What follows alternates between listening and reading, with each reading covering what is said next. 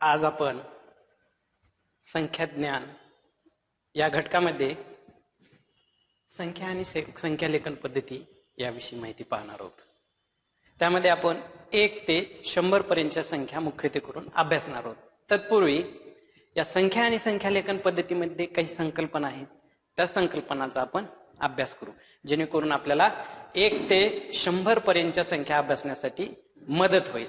त्यामध्ये काही संकल्पना आहेत, जशा की समसंख्या, विषम संख्या, मूळ संख्या, त्यानंतर आपल्याला संयुक्त संख्या, या संख्यांचा आपल्याला अभ्यास करायचा आहे.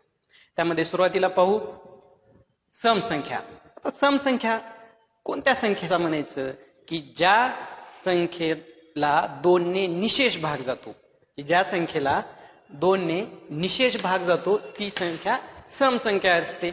पहा, त्यामध्ये आपण जर 4 ही संख्या घेतली तर या 4 ला 2 ने निशेष भाग जातो.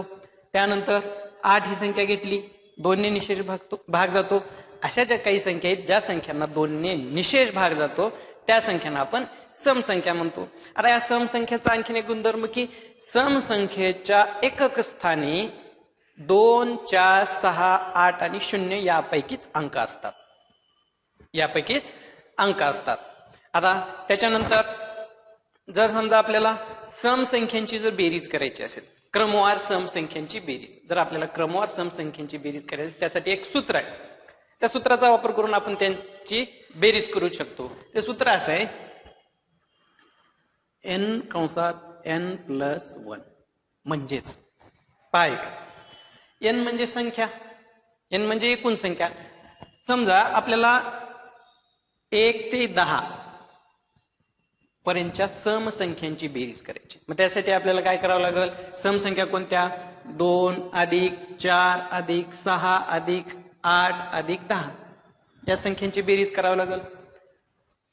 4 आणि 2 6, 6 आणि 6 12, 12 आणि 8 20, 20 आणि 10 30. अशा प्रकारे आपण बेरीज करतो. पण जर आपण या सूत्रामध्ये ठेवलं तर आपल्याला लवकरात लवकर ही लहान संख्या झाली. पण मोठ्यात मोठ्या संख्या, समजा 1 ते 100 पर्यंतच्या समसंख्यांची बेरीज, त्यावेळेस आपल्याला सर्व संख्यांची बेरीज करता येणार नाही. त्यावेळेस आपण या सूत्राचा वापर करू शकतो. पहा, हेच गणित आपण सूत्राच्या सहाय्याने कसं सोडवू शकतो. n म्हणजे एकूण संख्या. आता एकूण संख्या किती आहेत? 1 2 3 4 5, बरोबर.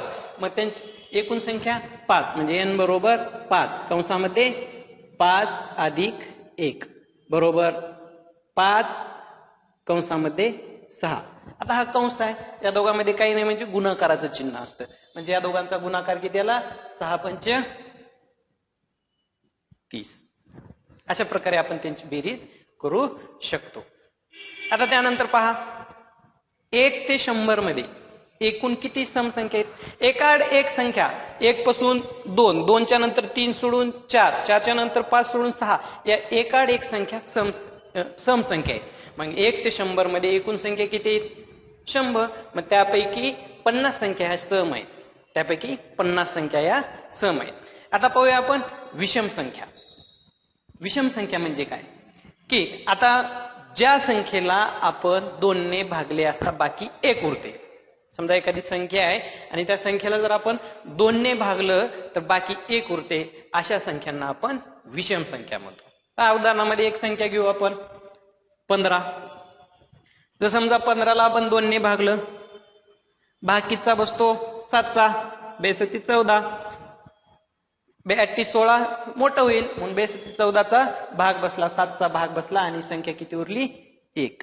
अशा प्रकारे ज्या संख्येला 2 ने भागले असता बाकी 1 उरते अशा संख्यांना विषम संख्या म्हणायचं. मग आता जसं आपण समसंख्यांची क्रमवार बेरीज केली तसंच आपण विषम संख्यांची क्रमवार बेरीज सुद्धा करू शकतो. क्रमवार विषम संख्यांची बेरीज करू शकतो. पहा, त्यासाठी पण सूत्र आहे. समजा आपल्याला 1 ते 10 पर्यंतच्या विषम संख्यांची बेरीज करायची. मग 1 ते 10 पर्यंतच्या विषम संख्या कोणत्या? 1 3 5 7 9 या विषम संख्या झाल्या.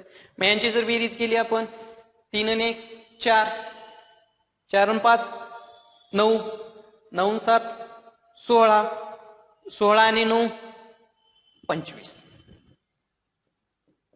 किती आले? 25. यांची बेरीज झाली 25. पण हे याच्यासाठी आणि आपण सूत्राचा सुद्धा वापर करू शकतो. ते सूत्र आहे n चा वर्ग. आता n म्हणजे काय? एकूण संख्या. मग एकूण संख्यांचा वर्ग.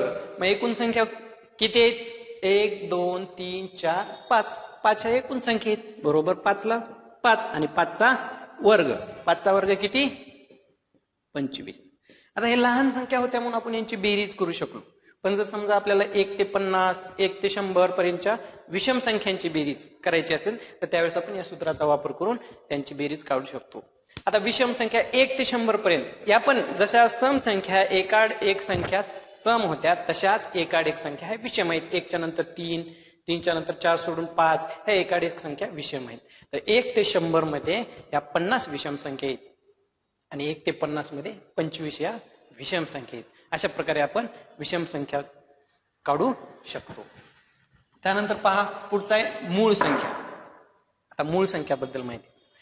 एकाहून मोठ्या अशा ज्या संख्येला एक किंवा तीच संख्या याशिवाय अन्य कोणत्याही संख्येने भाग जात नाही ती मूळ संख्या.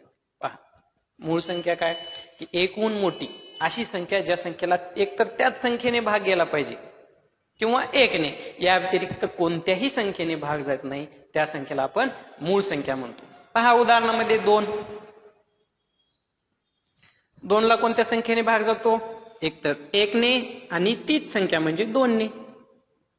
दोनच संख्येने भाग जातो. मूळ संख्यात म्हणजे काय? ज्या संख्येला 1 किंवा त्याच संख्येने भाग जातो त्या संख्येला आपण मूळ संख्या म्हणतो. समजा 5 घ्या. 5 ला दुसऱ्या कोणत्या संख्येने भाग जातो का? नाही. 5 ला 1 ने आणि याच संख्येने भाग जातो. बरोबर. 11 घ्या. 11 ला दुसऱ्या कोणत्या संख्येने भाग जातो का? नाही. 11 ला 1 किंवा त्याच संख्येने भाग जातो म्हणजे 1 किंवा 11 नेच भाग जातो. अशा संख्यांना काय म्हणायचं? मूळ संख्या म्हणायचं. आता ह्या मूळ संख्या 1 ते 100 मध्ये एकूण 25 मूळ संख्या आहेत. 1 ते 100 मध्ये एकूण 25 मूळ संख्या आहेत. आता या मूळ संख्यामध्ये पुढचा जोडमूळ संख्या पहा. तर जोडमूळ संख्या म्हणजे काय? आता आपण मूळ संख्या पाहिल्या. आता जोडमूळ संख्या काय? आता 3 5 11 13 29 31 या मूळ संख्यांच्या जोडीतील संख्येत 2चा फरक आहे. काय? 2चा फरक आहे. असा 2चा फरक असणाऱ्या मूळ संख्यांना जोडमूळ संख्या किंवा जुळ्या मूळ संख्या म्हणतात. जोडमूळ संख्यांना जुळ्या मूळ संख्या म्हटलं जातं. आता आपण काही मूळ संख्या लिहू. त्यामध्ये नंबर 1 आहे 2 3 5 7 11 या मूळ संख्या झाल्या. बरोबर. पुढे पण आहेत पण उदाहरणासाठी आपण एवढ्याच घेतल्या.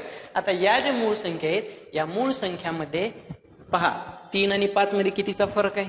2चा फरक आहे. 5 आणि 7 मध्ये कितीचा फरक आहे? 2चा फरक आहे. बरोबर. पण 7 आणि 11 मध्ये 2चा फरक आहे का? नाही. मग ज्या मूळ संख्यामध्ये 2चा फरक असतो, ज्या मूळ संख्यांमध्ये कितीचा फरक असतो? 2चा फरक असतो त्यांना जोडमूळ संख्या म्हटलं जातं. आता 11च्या नंतर पुढची मूळ संख्या काय? 13. या दोघांमध्ये कितीचा फरक आहे? 2चा. पण या दोघांमध्ये 2चा फरक आहे का? नाही. ज्या मूळ संख्यामध्ये ज्या दोन मूळ संख्यामध्ये 2चा फरक असतो, कितीचा? 2चा फरक असतो त्या संख्यांना आपण जोडमूळ संख्या म्हणतो. आता जोडमूळ संख्या आणि सहमूळ संख्या यामध्ये विद्यार्थ्यांचा गोंधळ उडतो. नेमकं जोडमूळ संख्या म्हणजे काय आणि सहमूळ संख्या ओळखताना विद्यार्थी गोंधळून जातात. पण गोंधळून न जाता आपण व्यवस्थितरित्या जर अभ्यासलं की जोडमूळ संख्या म्हणजे काय? ज्या दोन मूळ संख्यामध्ये 2चा फरक असतो त्यांना आपण जोडमूळ संख्या म्हणतो. आता 1 ते 100 मध्ये या जोडमूळ संख्येच्या एकूण 8 जोड्या त्या आपण पाहणार आहोत.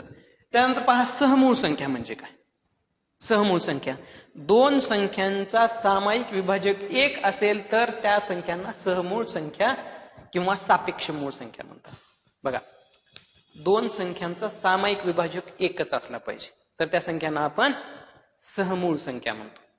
आता सहमूळ संख्या किंवा सापेक्ष सहमूळ संख्यांना सापेक्ष मूळ संख्या सुद्धा म्हणतात.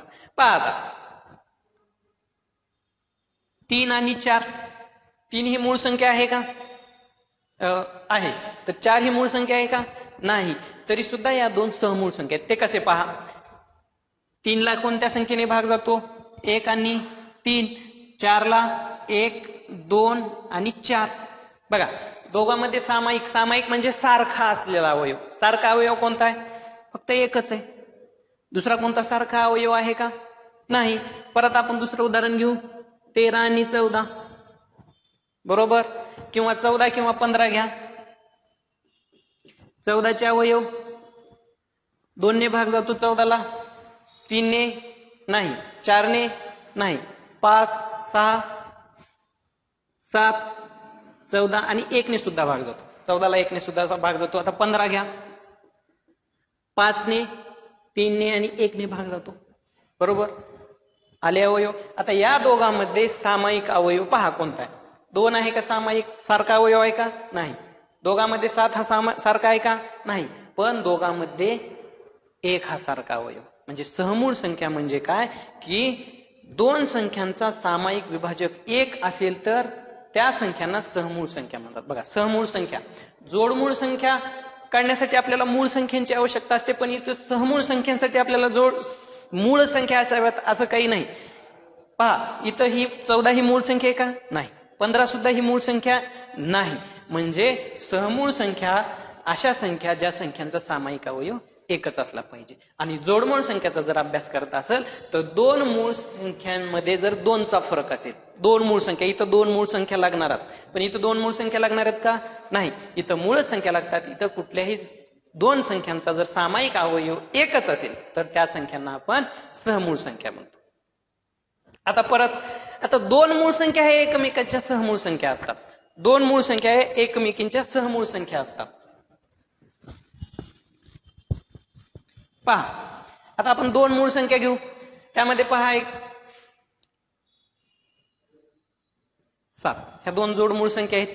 5 आणि 7 मध्ये 2चा फरक आहे. 5 आणि 7 मध्ये 2चा फरक आहे, म्हणून या जोडमूळ संख्या आहेत. आणि या 2 जोडमूळ संख्यात सहमूळ संख्या म्हणजे ज्या जोडमूळ संख्या असतात त्या सहमूळ सुद्धा असू शकतात. पहा इकडं 5चा 1 आणि 5 नेच भाग जातो आणि 7ला 1 आणि 7 नेच भाग जातो. दोघांचा सामायिक अवयव काय झाला? 1.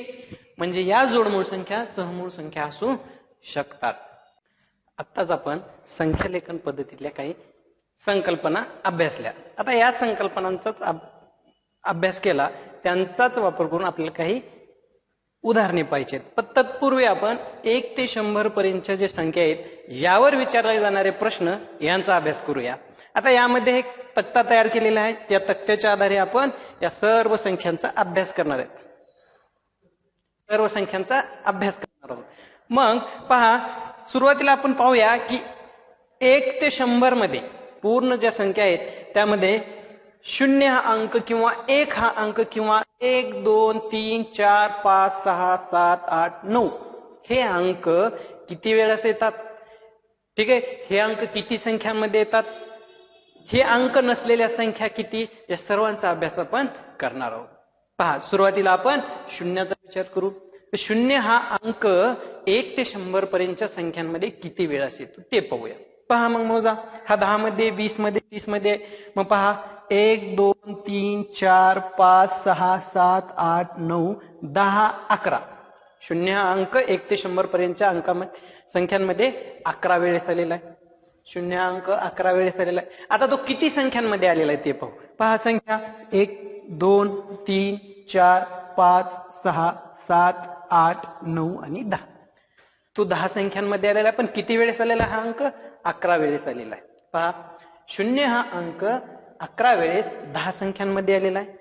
मग आता आपल्याला हा 0 हा अंक नसलेल्या संख्या काढायचे. पहा 1 ते 100 पर्यंत एकूण 100 संख्या आहेत. मग त्यामध्ये आपल्याला 0 हा अंक असलेल्या संख्या किती? 0 हा अंक असलेल्या संख्या 10 आहेत. आणि हा 0 अंक 11 वेळेस आले कारण की 2 वेळेस आलेला आहे, डबल आलेला आहे. मग जर आपण 0 हा अंक असलेल्या या 10 संख्या जर एकूण संख्या म्हणजे 100 संख्यामधून जर वजा केल्या तर आपल्याला उत्तर मिळतं 90. म्हणजे 0 हा अंक नसलेल्या संख्या किती आहेत? 90. मग पहा दुसरा पाहू. एक बद्दल माहिती पाहू. 1 हा अंक 1 ते 100 पर्यंतच्या संख्यांमध्ये किती वेळेस येतो?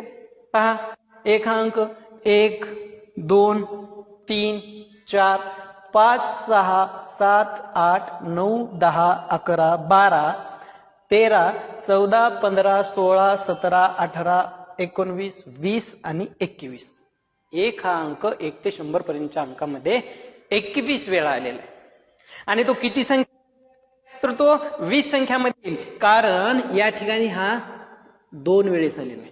बरोबर, 2 वेळेस. तरी पण आपण मोजून पाहूया संख्या. अंक मोजले, अंक 21 वेळा आलेला आहे. तो एक हा अंक 21 वेळा आला. आता तो किती संख्यात आलाय पहा.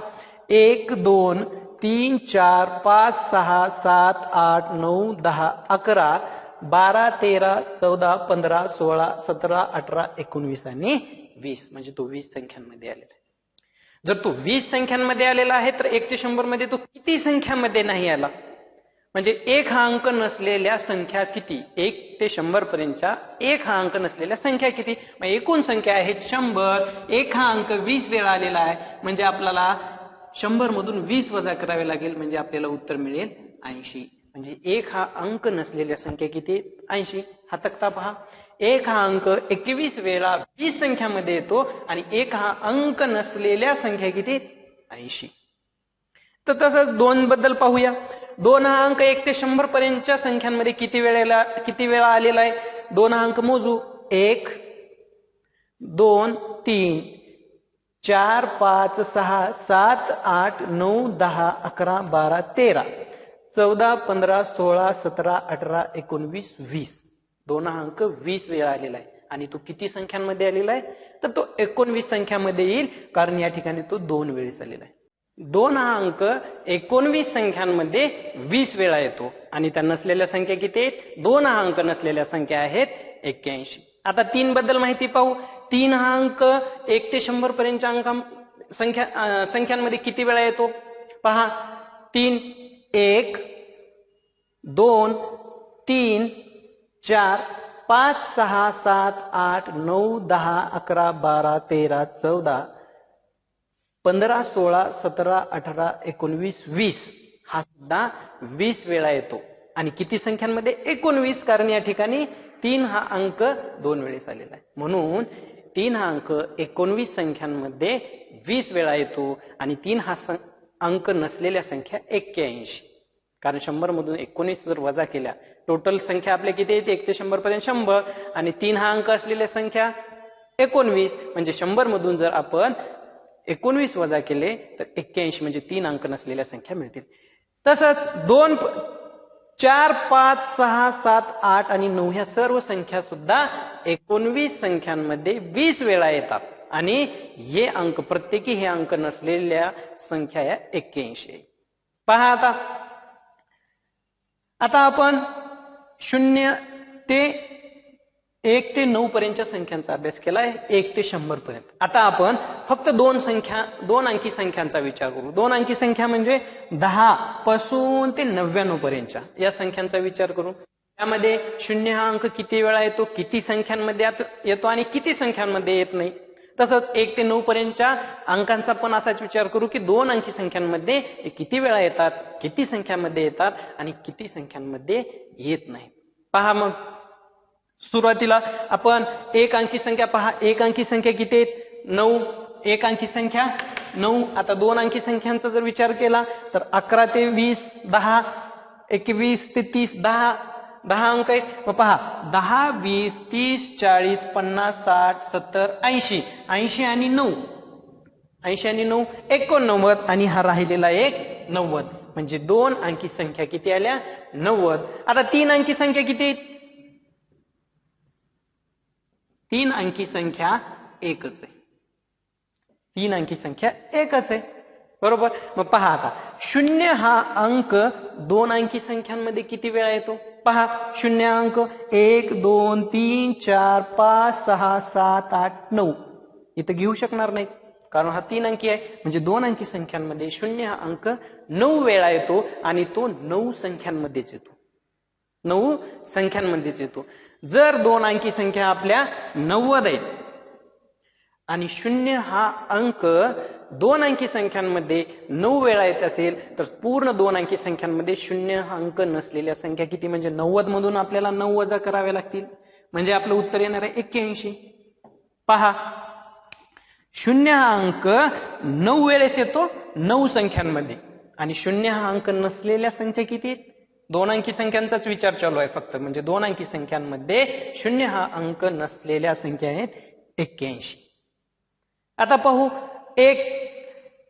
एक हा अंक 2 अंकी संख्यांमध्ये किती वेळा येतो? पहा, 1, 2, 3, 4, 5, 6, 7, 8, 9, 10, 11.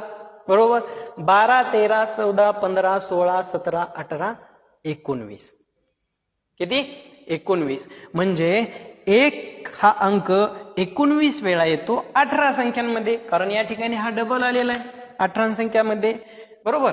जर 90 मधून आपण 18 वजा केले तर एक हा अंक नसलेल्या संख्या मिळतील.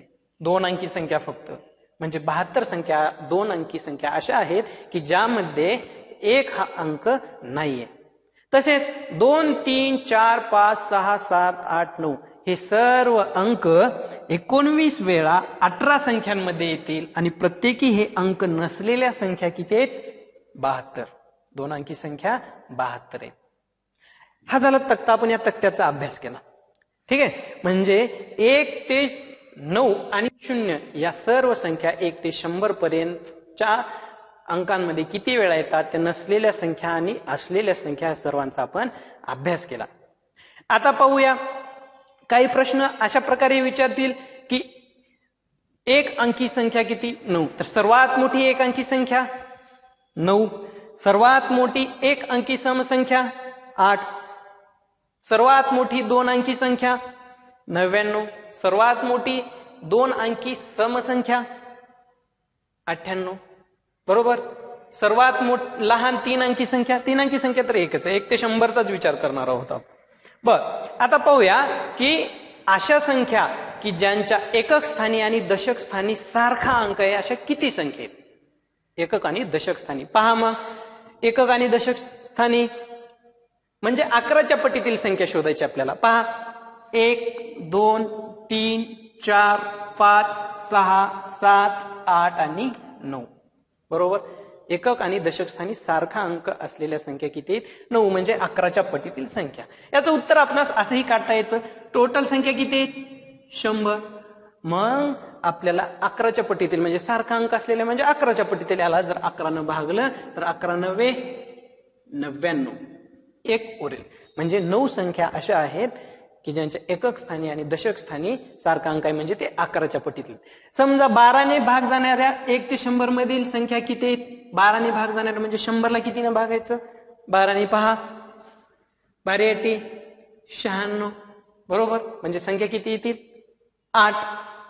अशा प्रकारे आपण काढू शकतो. आता पहा, आता समसंख्यांचा जर विचार केला तर आपण पाहिलेलं आहे की 1 ते 100 मध्ये अंक आहेत 100. मग एकाड एक संख्या सम आहे आणि एकाड एक संख्या विषम आहे. म्हणजे 1 ते 100 पर्यंत 50 संख्या या सम आहेत आणि 50 संख्या या विषम आहेत. 50 संख्या या सम आहेत आणि 50 संख्या या विषम आहेत. जर 2 अंकी संख्यांचा विचार केला तर 2 अंकी संख्या आपल्या 90 आहेत. म्हणजे 45 संख्या या सम आहेत आणि 45 संख्या या विषम आहेत. हे झाले सम आणि विषम संख्या. आता पहा, आपल्याला सम संख्यांमध्ये 1 ते 10 मध्ये समसंख्याची बेरीज किती असा प्रश्न सुद्धा ते विचारतील.